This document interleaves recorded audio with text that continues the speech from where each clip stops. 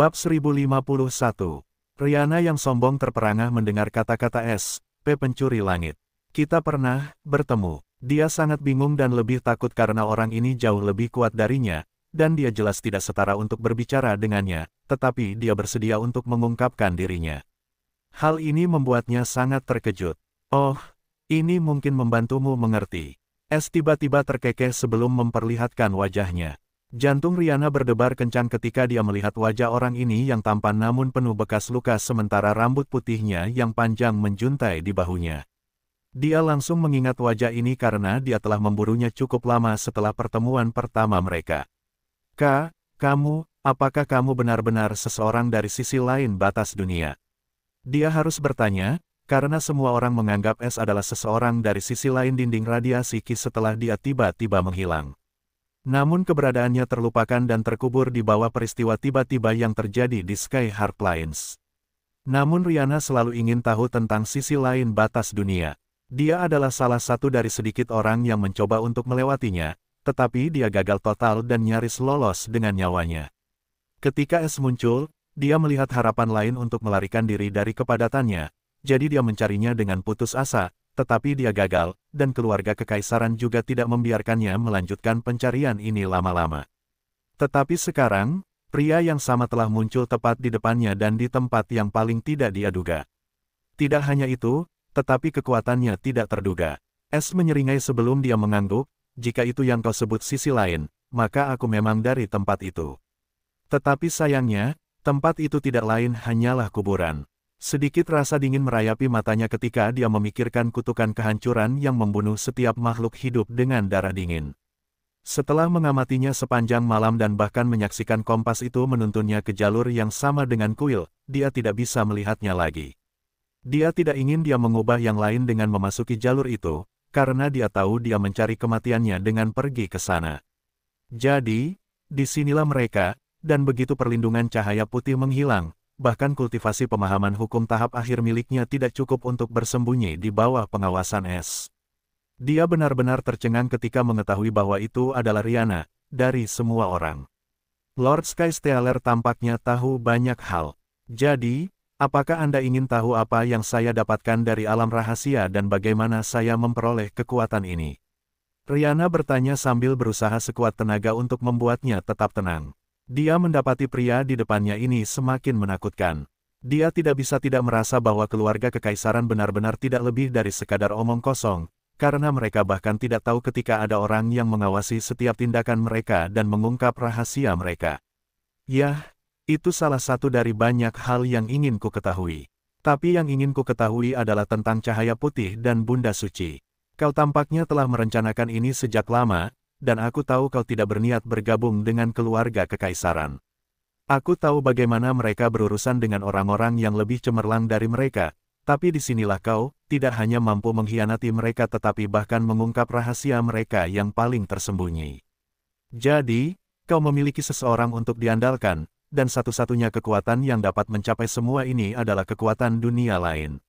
Jika aku tidak salah, kau berhubungan dengan seseorang dari luar langit fana. Jangan mencoba menyangkalnya, karena aku dapat merasakan bahwa cahaya putih bukanlah kekuatan unsur tetapi dipenuhi dengan hukum yang unik.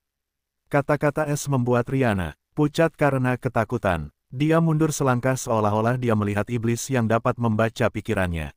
S tidak keberatan karena ekspresinya menjadi tegas dan yakin saat Rihanna bereaksi seperti ini dan menyatakan sambil melepaskan niat pedangnya.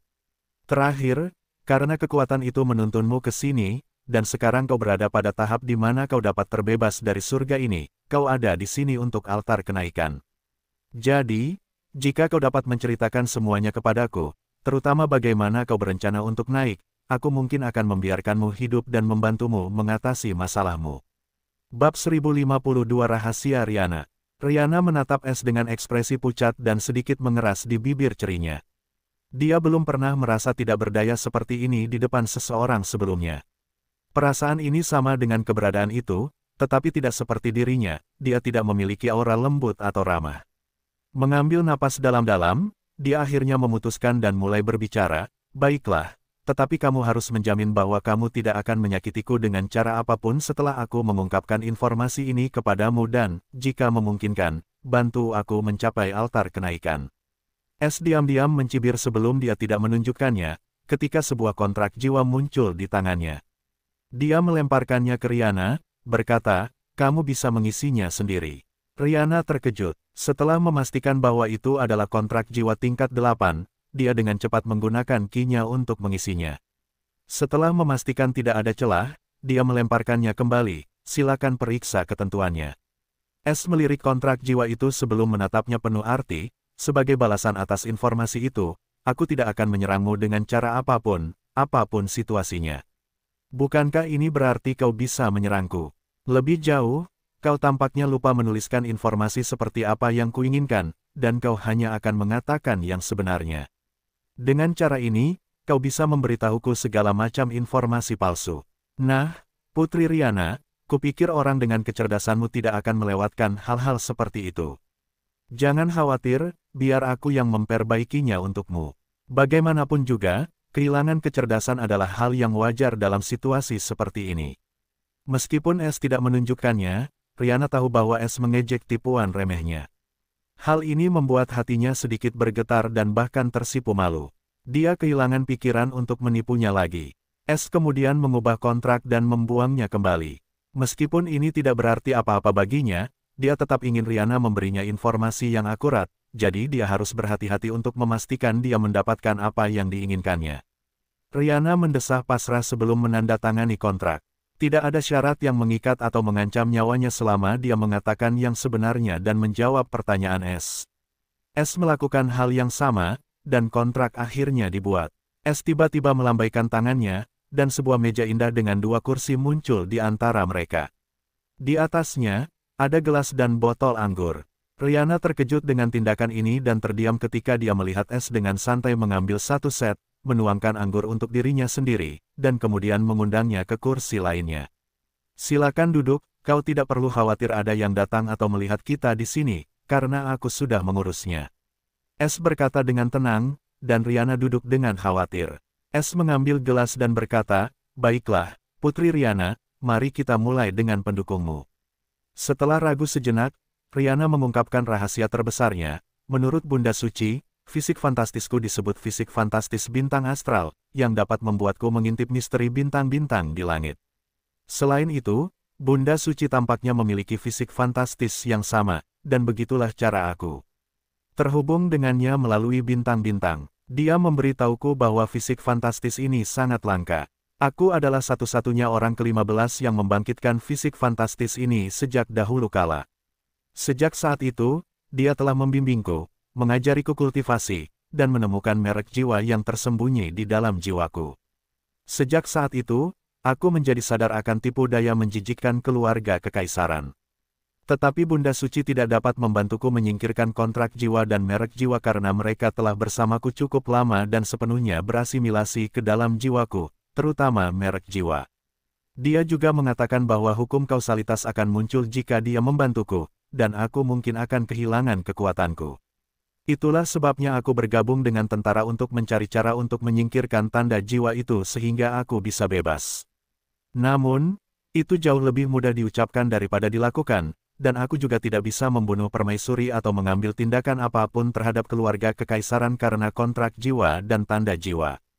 Jika bukan karena Bunda Suci, aku akan menderita serangan balasan hanya dengan memikirkan cara untuk menyingkirkan tanda jiwa. Pada akhirnya, aku tidak menemukan apapun, dan kemudian Bunda Suci menyuruhku untuk mulai mengumpulkan bahan-bahan untuk menjalani kebangkitan ketiga fisikku. Dia akan membantuku membangkitkan kemampuan lain untuk membantuku dalam kesulitanku saat ini. Butuh waktu hampir 1 dekade bagiku untuk mengumpulkan semua materi itu secara diam-diam, dan akhirnya aku bisa menjalani kebangkitan ketigaku. Namun, aku tidak membiarkan siapapun mengetahuinya. Kemampuan yang kudapatkan setelah kebangkitan ini, dengan bantuan Bunda Suci, disebut membaca bintang. Kemampuan ini membuatku bisa membaca bintang seperti ramalan, tetapi aku hanya bisa membaca hal-hal yang berhubungan denganku. Akan butuh waktu yang sangat lama bagiku untuk menguasai kemampuan ini jika bukan karena Bunda Suci, dan akhirnya aku bisa mendapatkan beberapa petunjuk tentang solusi untuk masalahku. Solusi ini membawaku ke alam rahasia Sky Abyss, yang juga terputus dari hukum luar sehingga Bunda Suci bisa menggunakan sebagian kekuatannya. Akhirnya, dia membantuku menemukan harta karun yang luar biasa di alam rahasia Sky Abyss. Kemudian, dengan mengorbankan seberkas kesadaran yang dimilikinya dalam diriku selama bertahun-tahun, dia berhasil mengikatnya ke jiwaku, dan kutukanku akhirnya dipatahkan.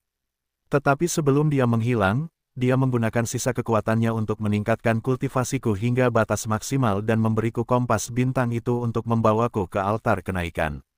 Namun, tergantung pada lokasi altar dan bahaya apapun yang ada di jalan, aku akan menggunakan kekuatan kompas bintang lebih banyak lagi. Pada akhirnya, aku membawanya ke sini, dan sebelum ia dapat membawaku ke altar, ia telah menghabiskan semua kekuatannya.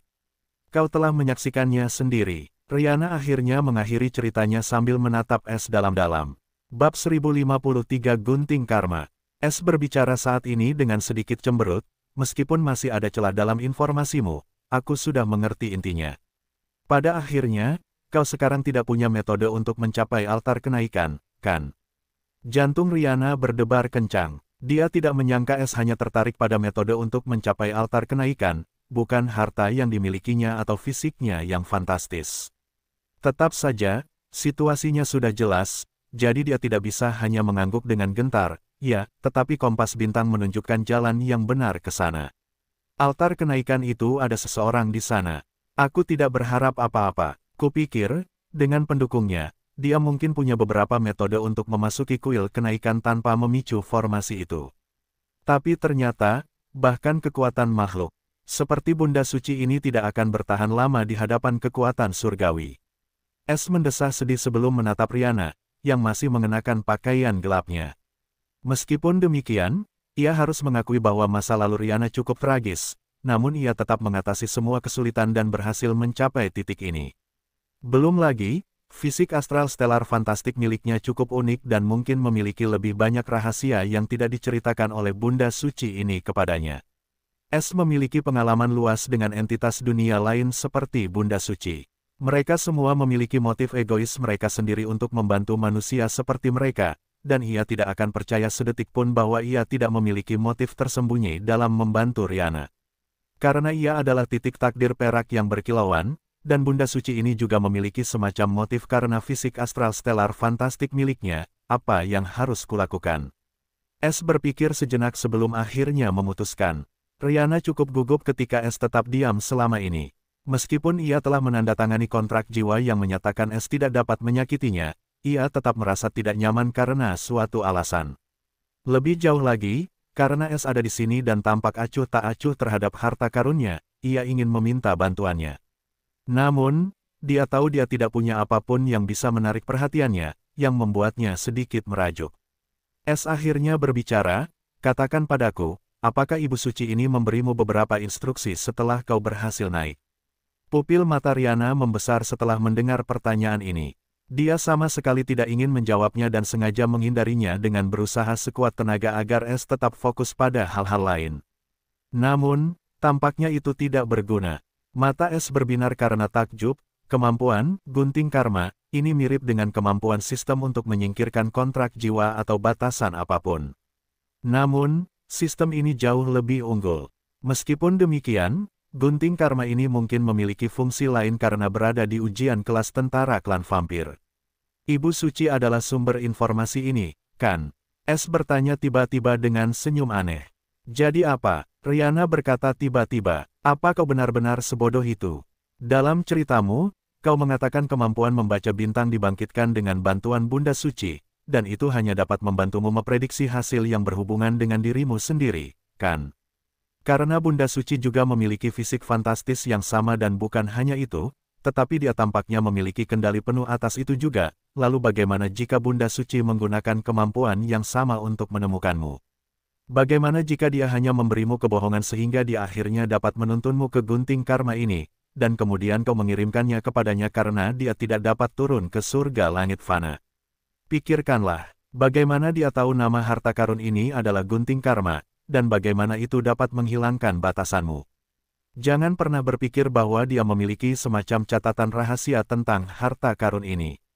Bahkan jika dia memilikinya, Mengapa dia menyegelnya begitu saja setelah melepaskanmu dari batasan dan kemudian bahkan memberimu kompas bintang untuk menemukan altar kenaikan untuk meninggalkan surga ini dengan cepat? Apakah kau masih akan menyangkal semua ini? Ayolah, putri, jangan kekanak-kanakan. Kita berdua tahu tidak ada yang sebagus ini di dunia ini. Suara es seperti suara iblis, ingin menghancurkan kepercayaan seorang fanatik sepenuhnya. Rihanna gemetar dengan ekspresi pucat saat kata-kata es menghantamnya seperti palu. Bukannya dia tidak pernah memikirkan kemungkinan ini, tetapi untuk beberapa alasan, dia selalu percaya pada Bunda Suci secara membabi buta. Namun sekarang, seolah-olah sebagian tabir telah terkoyak di depan matanya, dan dia akhirnya mulai berpikir ke arah yang diinginkan es.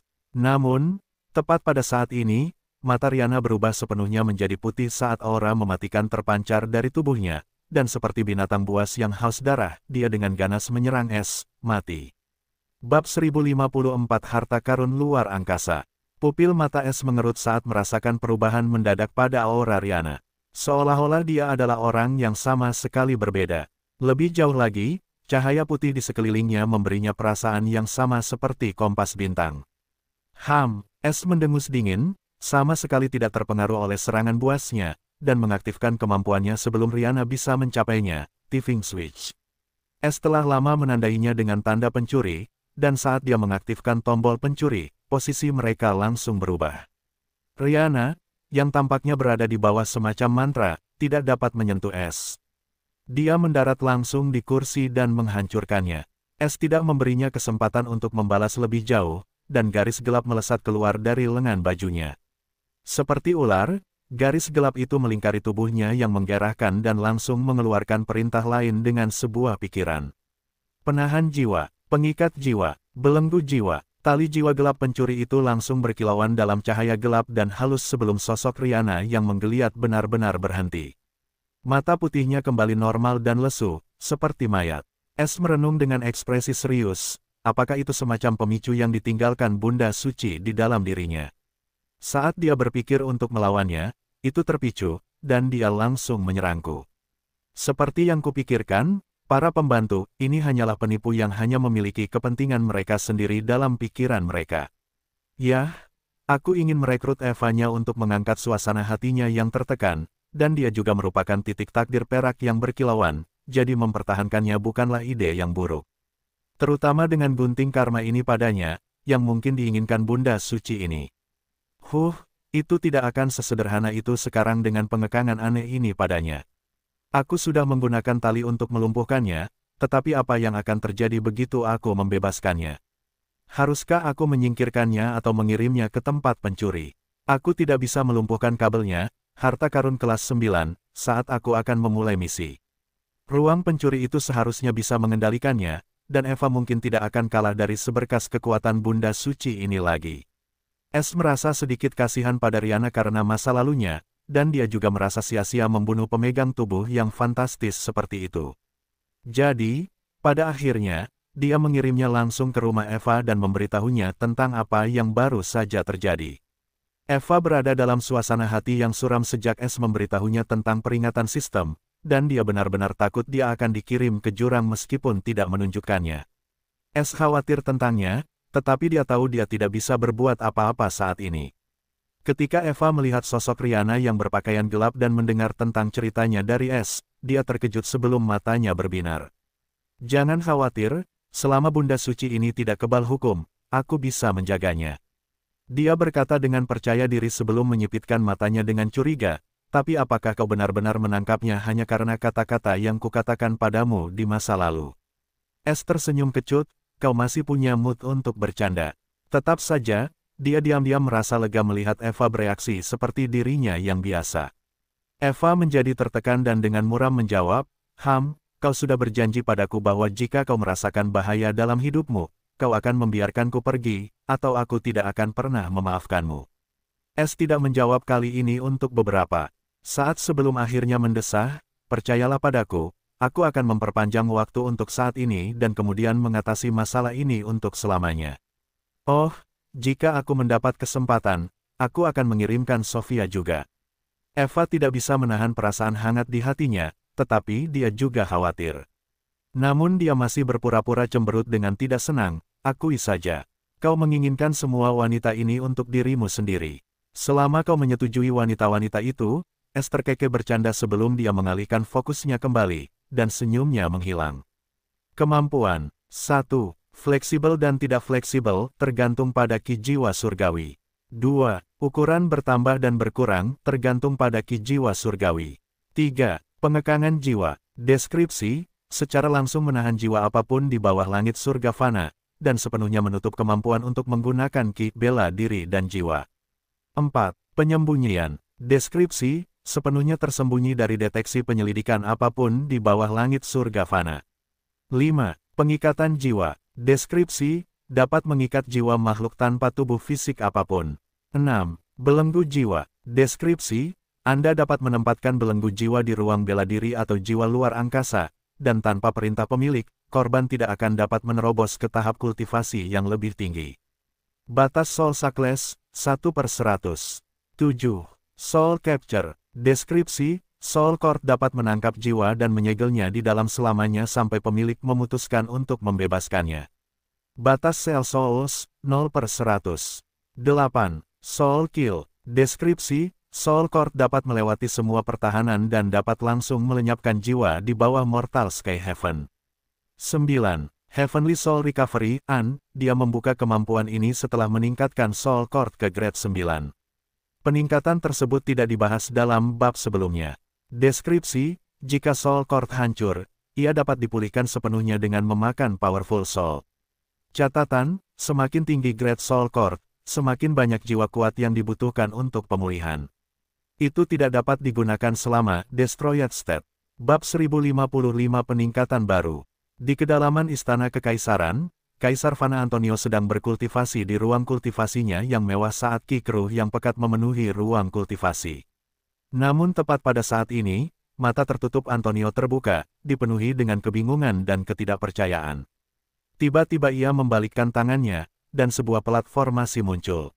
Yang membuatnya ngeri, formasi itu sekarang dipenuhi dengan retakan sebelum hancur dengan ledakan kecil. Apa? Mustahil. Mata Antonio menjadi merah saat ia meraung keras sebelum ia menghilang dari bab kultivasi, meninggalkan bayangan. Beberapa menit kemudian, Antonio muncul di lorong tersembunyi di bawah Istana Kekaisaran saat ia bergegas menuju pintu terkunci yang dijaga oleh harimau bersayap iblis. Harimau bersayap iblis membuka mata ganasnya saat ini, dan ketika melihat itu adalah Antonio, ia menggeram dengan enggan dan benci sebelum berdiri dan memperlihatkan pintu. Antonio sama sekali mengabaikan perilaku harimau bersayap iblis. Dia tahu bahwa orang ini menyimpan kebencian yang mendalam terhadap keluarga kekaisaran karena telah merebutnya dan kemudian menyuruhnya menjaga tempat ini. Namun saat ini, Antonio merasa ngeri, dan hatinya dipenuhi rasa gentar karena pelat formasi yang rusak, yang seharusnya tidak mungkin terjadi. Saat harimau bersayap iblis membuka jalan, Antonio meletakkan tangannya di pintu. Saat berikutnya, pintu itu berkilauan dengan rune sebelum mulai terbuka. Cepat, sialan. Antonio meraung dengan mata merah saat dia mendapati kecepatan pintu yang terbuka sangat lambat. Ketika pintu itu cukup terbuka untuk dilewatinya, dia dengan cepat menggunakan keterampilan gerakannya untuk melewatinya, dan kemudian, tanpa henti, dia langsung memasuki jalur yang mengarah ke perbendaharaan ruang angkasa. Semakin dekat dia ke ujung terowongan, semakin hatinya tenggelam karena dia jelas tahu bahwa lorong ini seharusnya tampak berbeda karena formasi ilusi. Ketika dia akhirnya menyeberang, dia merasa ngeri karena susunan ilusi telah benar-benar lenyap, dan tempat ini sekarang berada dalam keadaan aslinya. Pelat formasi yang hancur itu juga merupakan pelat yang mengendalikan formasi di tempat ini. Apakah ini hukuman dari dewa? Dia bergumam dengan wajah pucat lalu dengan cepat melihat ke arah perbendaharaan ruang angkasa dengan jantung yang berdebar kencang. Meskipun pelat formasi ilusi itu hancur, darahnya adalah kunci perbendaharaan ruang angkasa. Itu hanya dapat ditransfer melalui ritual ketika seorang kaisar fana baru naik tahta, jadi itu tidak boleh dibuka bahkan jika pintu masuknya memiliki permukaan. Ia berharap perbendaharaan itu aman, tetapi saat ia mengarahkan pandangannya ke arah itu, seluruh tubuhnya bergetar, dan rasanya seperti semua tulang telah lenyap dari tubuhnya sebelum ia jatuh ke tanah. Apa ini? Ia benar-benar pucat dan merasa seperti sedang dalam mimpi buruk. Karena tepat di tempat pintu masuk perbendaharaan seharusnya berada, kini ada simbol megah burung hantu bertanduk di udara, dan di sayapnya tertulis kata-kata, pencuri langit, dan ya, kau telah dirampok. Pikiran Antonio menjadi kacau karena ini sama sekali di luar dugaannya yang paling liar. Sebelum ia bisa pulih dari keterkejutan yang luar biasa ini, sosok berkerudung gelap muncul tepat di belakangnya. Antonio, meskipun kultivasi alam pemahaman hukum tingkat menengahnya, tidak dapat mendeteksi orang ini ketika ia muncul tepat di belakangnya karena keterkejutan yang luar biasa dari peristiwa yang mustahil ini. Orang ini secara alami adalah es, dan memanfaatkan sepenuhnya pola pikir Antonio yang berantakan, ia menggunakan tali jiwa tanpa ragu-ragu. Pada saat Antonio menyadari bahaya yang dihadapinya, semuanya sudah berakhir, karena es telah mengaktifkan kemampuan menahan jiwa dan mengikat jiwa dari tali jiwa. Melihat tubuh mortal Emperor yang lesu di depannya, es mendesah, itu terlalu mudah. Yah, aku tidak bisa menyalahkan orang itu karena siapapun akan berada dalam keadaan seperti itu setelah melihat seluruh perbendaharaan mereka digantikan oleh sebuah simbol. Es tersenyum licik saat melihat cincin penyimpanan di tangannya yang dicopetnya dari Antonio saat dia muncul di belakangnya. Tetap saja, dia bereaksi terlalu cepat, aku bahkan tidak sempat melihat hadiah atau perubahan yang terjadi pada ruang pencuri. Es kemudian dengan cepat membuka panel notifikasi. Sama dengan. Selamat atas pencurian yang berhasil. Host mencuri. Tanda hubung.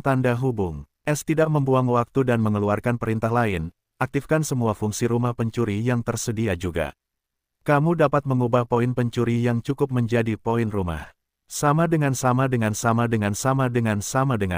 Membuka fungsi Thief House yang tersedia, ruang pelatihan Thief, ruang virtual stimulasi pencurian, dan pengganda waktu. Biaya, 101.100.000 poin rumah, 1.011.000.000 TP, telah berhasil dikurangi. Poin Thief, 9.302.128.010. Deskripsi, rumah Thief. Hanya anggota Thief House yang dapat memasuki ruang privat ini bagi anggota rumah Thief untuk melatih keterampilan Thief mereka dan berkultivasi. Kapasitas saat ini, 3.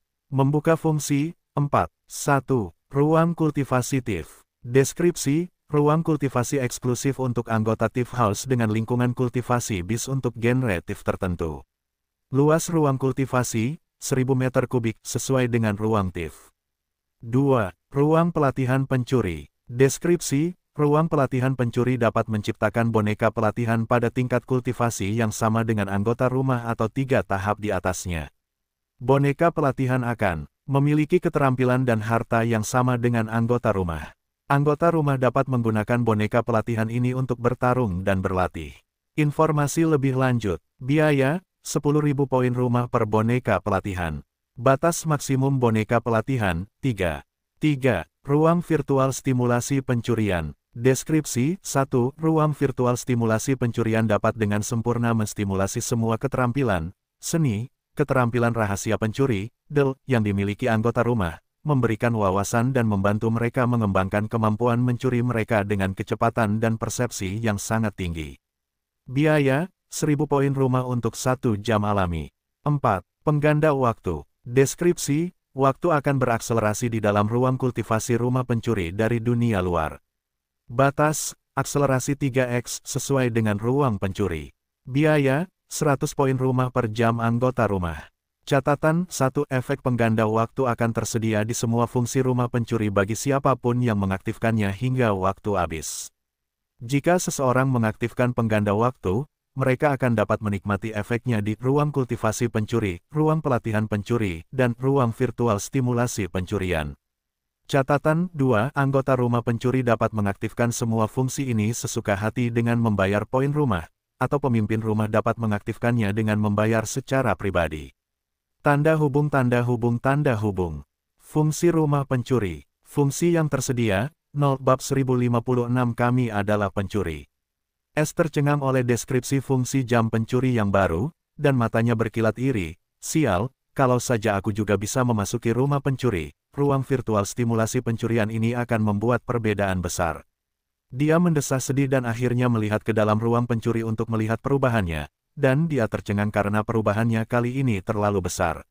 Sama seperti rumah pencuri yang memisahkan ruang di atas awan gelap, ruang pencuri yang hidup sekarang juga terpisah sepenuhnya, dan ruang gelap itu sekarang menjadi hijau subur yang cerah yang dipenuhi dengan langit putih yang cerah. Ruang pencuri yang tidak hidup sekarang berada di tingkat terendah, tepat di bawah ruang pencuri yang hidup, mempertahankan keadaan gelap aslinya. Semua harta yang bukan makhluk hidup ada di sana. Sederhananya, ruang pencuri itu terbagi menjadi 3 tingkat. Tingkat pertama adalah ruang gelap untuk makhluk tak hidup. Tingkat kedua adalah ruang pencuri hidup yang telah berubah menjadi ladang seperti dunia luar, dan tingkat ketiga adalah tempat rumah pencuri itu berada. Eva juga keluar dan melihat perubahan besar itu dengan ekspresi heran. Dia pikir dia telah keluar dari ruang pencuri itu sekarang, dan jika bukan karena rumah-rumah di tengah ladang yang subur ini, dia mungkin benar-benar mempercayainya. Lebih jauh lagi, anggota rumah di dalam rumah pencuri itu juga terkejut karena mereka menerima pemberitahuan bahwa fungsi rumah baru sedang diaktifkan. Tangga di dalam rumah pencuri itu sekarang tidak lagi halus dan sebenarnya dapat digunakan untuk memasuki lantai 2 yang misterius itu. Ruang pelatihan pencuri dan ruang virtual stimulasi pencurian ada di lantai ini. Ini benar-benar kejutan besar, terutama fungsi percepatan waktu ini. Freya bergumam, matanya yang menawan dipenuhi dengan ekstasi dan sedikit kekaguman. Dengan ruang virtual stimulasi pencurian ini, aku akan dapat meningkatkan keterampilan yang sebelumnya tidak ku mengerti dengan cepat. Inter sama bersemangatnya saat ia dengan cepat berjalan menuju lantai 2. Meskipun Noah tidak mengatakan apa-apa, kegembiraan di matanya terlihat jelas bahwa ia sama bersemangatnya, terutama saat ia menatap pintu ruang pelatihan pencuri, niat bertarung berkilauan di matanya yang hitam pekat. Sepertinya aku tidak perlu menjelaskan fitur-fitur baru ini kepada kalian. Kalian dapat melakukan apapun yang kalian inginkan, aku akan mengurus hal-hal lain. Suara Es terdengar sedikit iri karena ia hanya dapat mengamati mereka. Sangat menyedihkan memiliki gunung harta karun tetapi tidak memiliki kemampuan untuk menggunakannya. Ia hanya bisa menghela napas dan memaki sistem karena tidak masuk akal. Tidak seperti itu. Dia tidak akan bekerja sama denganmu jika dia tidak tahu kebenarannya, dan setelah ini, kurasa dia tidak akan mempercayai siapapun lagi, jadi untuk memenangkannya ke pihak kita, kita perlu menunjukkan niat baik padanya. Lagi pula, kurasa apapun yang telah dilakukan Bunda Suci padanya tidak berguna lagi di tempat ini. Jadi, aku akan memberimu seseorang yang sangat istimewa yang tidak hanya bisa membantumu mendapatkan kepercayaan Rihanna, tetapi aku ingin kau mencoba mendapatkan informasi darinya. Jawab Es. Oh, Eva terkejut dan penuh harap saat dia segera setuju. Pikiran Rihanna masih kacau ketika seorang raksasa mengenakan jubah kekaisaran muncul di depannya, tampaknya tidak sadarkan diri. Ketika dia melihat wajah raksasa itu, matanya terbelalak tak percaya, dan dia bahkan melupakan kesulitannya sejenak. Kaisar Fana Antonio, dia berseru kaget sebelum kebencian dan niat membunuh bersinar di matanya. Memang, aku baru saja menangkapnya. Kau bisa menganggapnya sebagai menunjukkan ketulusan kami. Selama kau mengikuti istriku di depanmu, kau akan jauh lebih kuat dan bisa mencapai hal-hal yang jauh lebih besar di masa depan. Itu jauh lebih baik daripada jatuh ke dalam rencana licik Bunda Suci. Aku cukup yakin dia tidak akan membiarkanmu pergi dengan mudah karena dia telah berinvestasi begitu banyak padamu. Jadi, kau dapat memutuskan sendiri. Es menjawab dengan dingin sebelum dia menyerahkan sisanya kepada Eva. Istri, sebuah kesadaran muncul padanya saat dia akhirnya mengerti siapa wanita jahat ini, dan dia mendapati Es semakin tak terduga.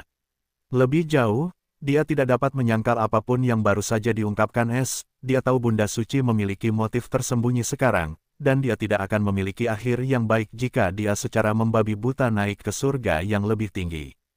Faktanya, Es tidak menyembunyikan niatnya sejak awal, dan kekuatannya tak terduga. Hanya istrinya yang memberinya perasaan yang dia miliki dari Bunda Suci. Jadi, dia akhirnya merasa sedikit tersentuh. Eva sangat senang ketika Es menjelaskan semuanya, dan dia tersenyum dan berkata, "Jadi, kamu akan mengikutiku." Sambil menarik napas dalam-dalam, Rihanna bertanya, "Tempat apa ini, dan siapa kalian sebenarnya?" Eva menjawab dengan acuh tak acuh, dan kata-katanya membuat Rihanna terdiam untuk waktu yang sangat lama seolah-olah dia sedang bermimpi. Hehe, kami adalah pencuri. Bab 1057 Variabel baru. Setelah interaksi samar Es dengan Rihanna, dia menyerahkan semuanya pada Eva, terutama menginterogasi Antonio, tetapi dia tidak punya banyak harapan karena dia tahu batasan yang ditempatkan pada lautan pengetahuan keluarga kekaisaran kemungkinan besar berasal dari Kaisar Surgawi Fana. Namun, dia memiliki cincin luar angkasa Antonio dan perbendaharaan rahasia keluarga kekaisaran sekarang, jadi dia dengan hati-hati menelusurinya untuk menemukan sesuatu yang berguna atau petunjuk tentang bagaimana keluarga kekaisaran berhubungan dengan Kaisar Surgawi Fana. Setelah 1 jam menganalisis harta karun dengan hati-hati, dia harus mengakui bahwa keluarga kekaisaran benar-benar tahu cara menyembunyikan kekayaan mereka. Ada sejumlah besar batu ki kelas 9 dan kristal jiwa, serta beberapa harta kelas 9 yang disimpan dengan hati-hati di dalam kotak giok yang berharga. Sekarang, S memiliki cukup sumber EXP dan SP untuk mencapai puncak tahap 9. Selain itu, ada banyak harta karun yang pedangnya dia sisihkan dan sisanya dia simpan. Terakhir, S menemukan sesuatu yang tidak dapat dia nilai dengan akurat. Pertama, itu adalah giok emas kuno berbentuk segitiga seukuran telapak tangan yang diukir dengan reruntuhan kecil yang indah.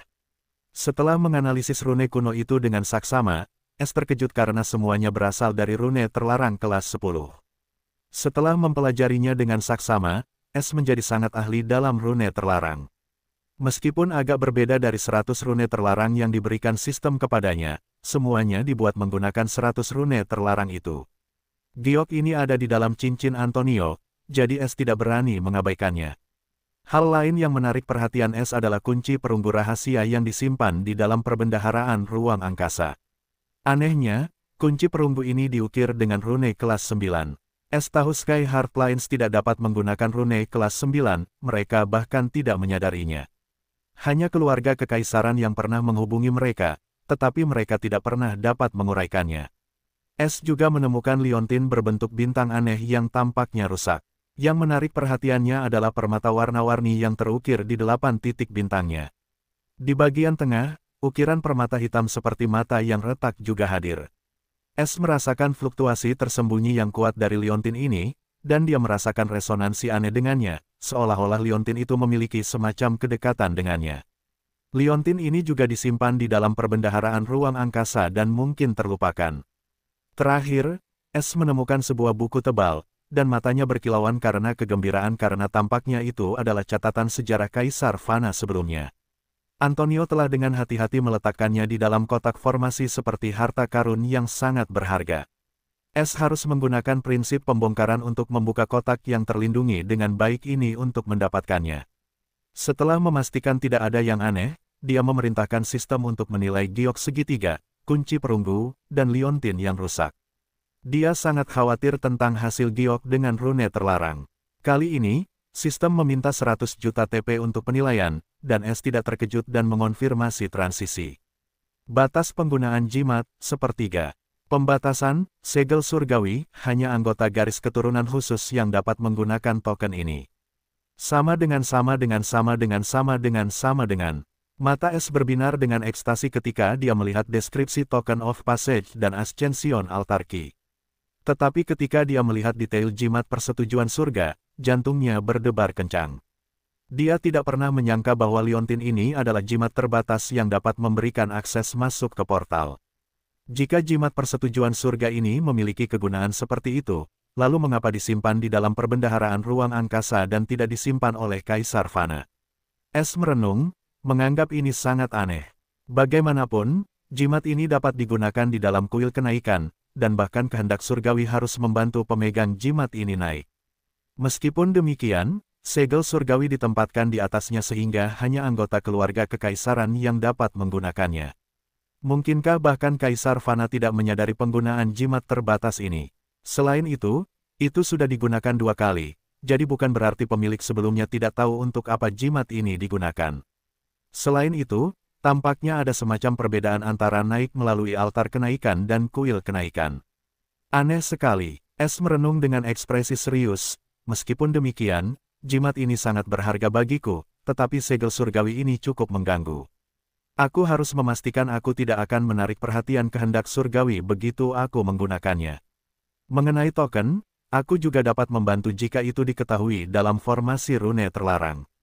Aku perlu menyesuaikan rencanaku jika ingin. Menggunakan kedua benda ini, meskipun penggunaan harta karun ini dapat membuat perbedaan besar dalam misi ini, S yakin bahwa jika dia tidak berhati-hati, ada kemungkinan besar kehendak surgawi akan memperhatikannya.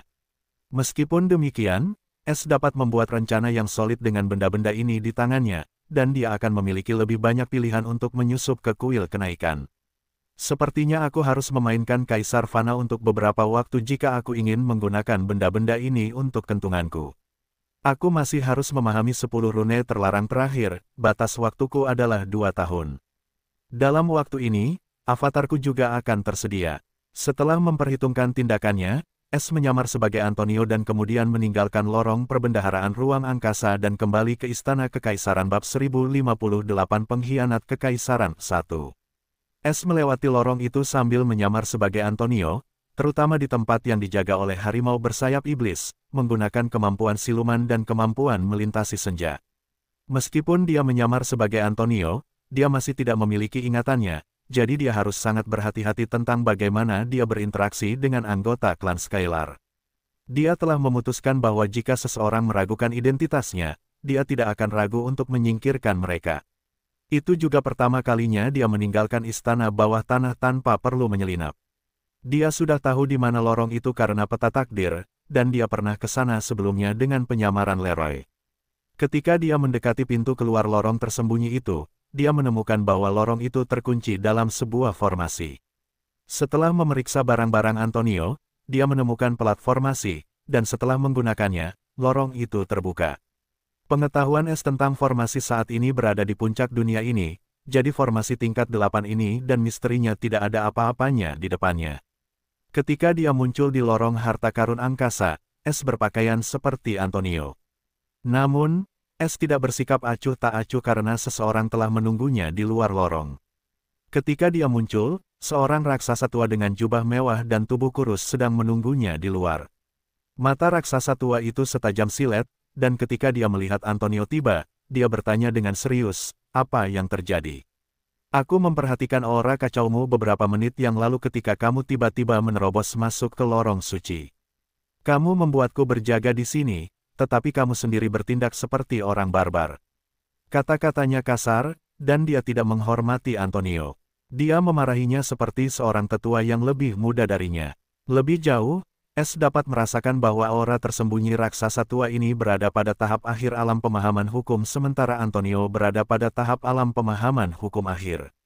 Lebih jauh, S merasakan keakraban dengan tanda tangan jiwa raksasa ini. Dia hadir di antara para raksasa di tanah emas, jadi dia adalah leluhur. Dia langsung menghubungkan titik-titiknya. Meskipun Sofia tidak menuruti kontak jiwa dan melarikan diri sebelum dia bisa memaksanya, dia tetap belajar beberapa hal darinya tentang tanah emas, terutama tentang fosil-fosil tua ini. Dia tidak tahu apa yang telah terjadi di sekitar Istana Kekaisaran selama setahun terakhir, dan dia masih berusaha keras memahami rune terlarang di gua rahasia bawah tanah. Namun S terkejut ketika dia mencoba menggunakan probe jiwa pada raksasa ini karena dia berhasil. Mungkinkah hanya anggota keluarga Kekaisaran yang tahu tentang kuil kenaikan atau apapun yang berhubungan dengannya yang ditahan? S dengan cepat menebak, apapun masalahnya, dia sekarang bisa mendapatkan ingatan orang ini tentang seseorang yang memiliki pangkat tinggi di Istana Kekaisaran, dan ini akan membuat segalanya lebih mudah. Raksasa itu tidak tahu tentang S yang mengasimilasi ingatannya, dan dia menganggap diamnya Antonio sebagai tanda ketidaksenangan. Tetapi dia tidak berani berbicara atau mengangkat kepalanya saat dia menunggu kemarahan Antonio. Setelah beberapa detik, S akhirnya berbicara, "Marsekal Kalan, kamu tidak perlu menyalahkan dirimu sendiri. Aku tahu kamu sudah mencoba yang terbaik. Tolong angkat kepalamu." Anehnya, orang ini adalah Marsal Tentara Kekaisaran dan pengawal Kekaisaran peringkat pertama. Tetapi yang menurut S mengejutkan dalam ingatannya adalah ritual yang harus dilalui setiap Marsal Tentara Kekaisaran ketika mereka menerima gelar mereka. Mereka benar-benar tidak mempercayai siapapun, bukan?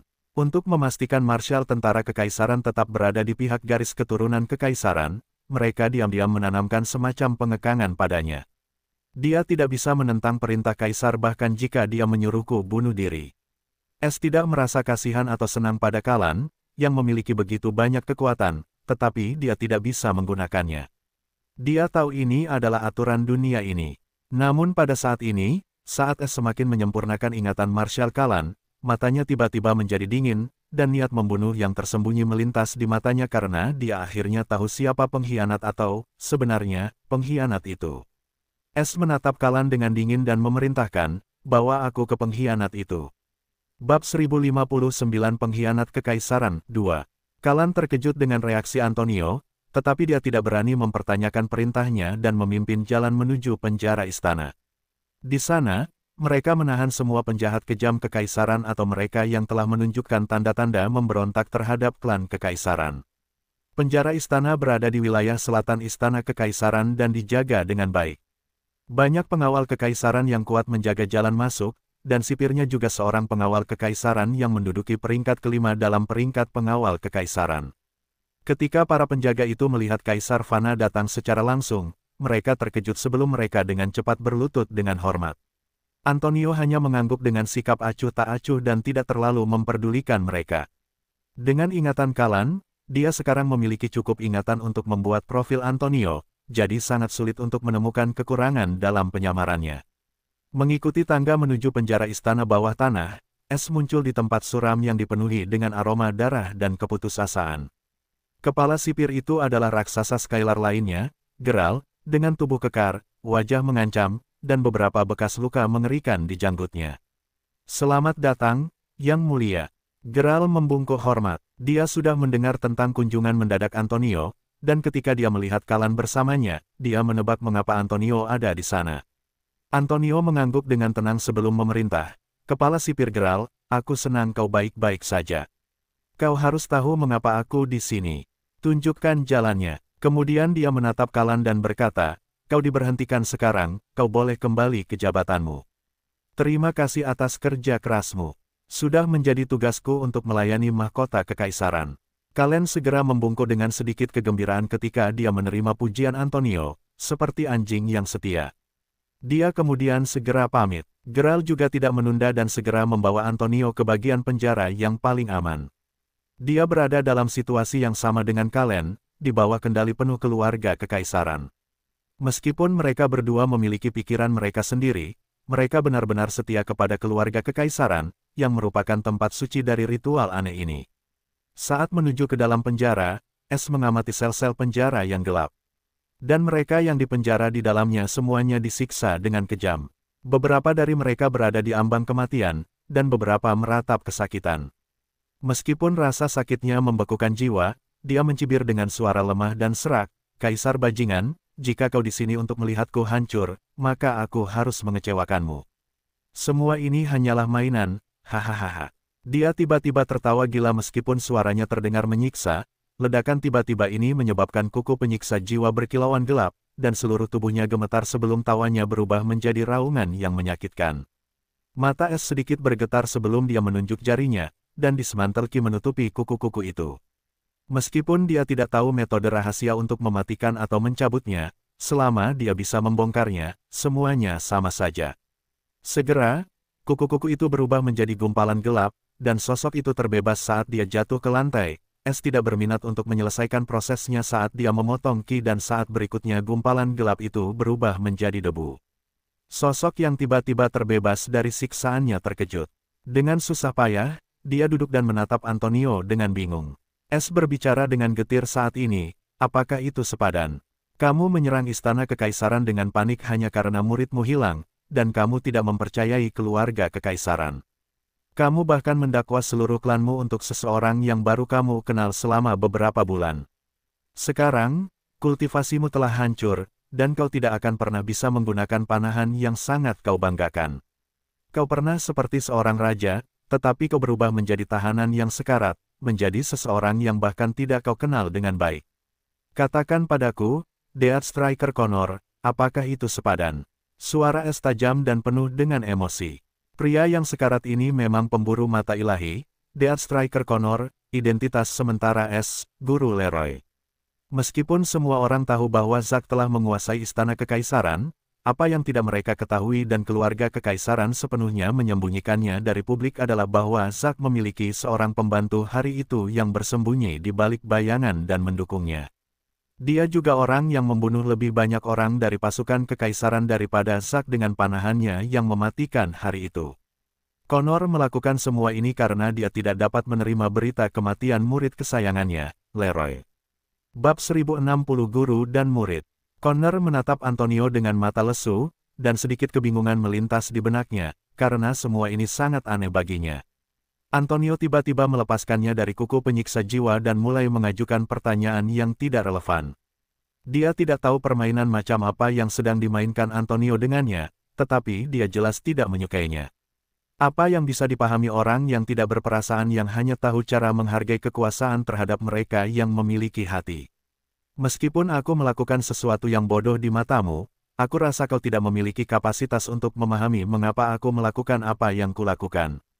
Jadi, hentikan permainan pikiranmu dan akhiri saja aku, atau jika kau punya cara baru untuk menyiksaku, lakukan saja. Matanya bersinar dengan tekad yang tak pernah padam dan niat membunuh. S mendesah saat dia melihat ekspresi tekad Connor. Dia siap mati untuk apa yang dia yakini, dan dia tampaknya tidak menyesali apapun yang telah dia lakukan. S berjongkok di depan Antonio dan berkata dengan ekspresi rumit, "Kurasa kau tidak akan bersikap baik kepada seseorang yang tidak kau kenal sama sekali hanya karena kau telah menerimanya sebagai muridmu. Kau adalah guru yang layak yang tidak pernah pantas untukku." Mata Connor bergetar ketika mendengar kata-kata aneh itu dari mulut Antonio. Tiba-tiba ia merasakan keakraban. Yang aneh, sebelum ia bisa mengatakan apapun, sosok Antonio tiba-tiba mulai berputar, dan di bawah ekspresi Connor yang tercengang, seluruh tubuh Antonio berubah menjadi orang lain, dan orang ini adalah seseorang yang sangat ia kenal. Ini adalah orang yang sama yang ia salahkan pada dirinya sendiri karena mendorongnya hingga tewas, orang yang sama yang menghantui mimpinya untuk tidak cukup melindunginya, dan orang yang sama yang membuatnya berakhir dalam keadaan menyedihkan ini. Leroy, tidak mungkin. Bajingan, apakah kau mencoba bermain trik seperti ini? Kau tidak punya dasar. Connor meraung seperti singa yang marah dengan tatapan membunuh. Kau benar, aku tidak punya dasar.